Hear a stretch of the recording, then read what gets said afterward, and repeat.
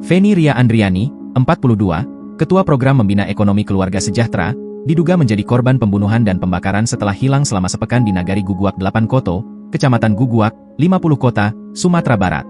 Polisi saat ini masih melakukan identifikasi terhadap jenazah perempuan yang ditemukan tersebut.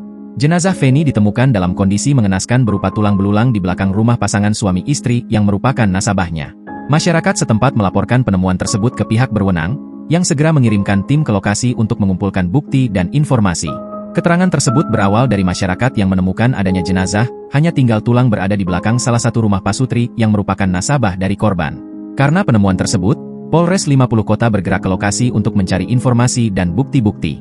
Sementara itu, polisi juga mengamankan salah satu dari pasutri yang diduga menjadi dalang pembunuhan.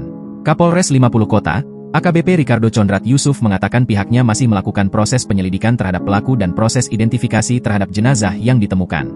Masih dalam proses penyelidikan. Kami akan lakukan metode Scientific Crime Investigation.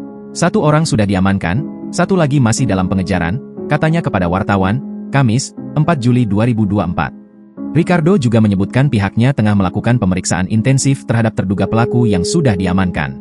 Kita juga ingin pastikan terlebih dulu kebenaran apakah jenazah yang ditemukan merupakan wanita yang hilang beberapa hari yang lalu atau bukan korbannya, katanya. Anggota juga sudah kita sebar ke sejumlah lokasi untuk mengejar 1 orang lagi terduga pelaku, pungkasnya.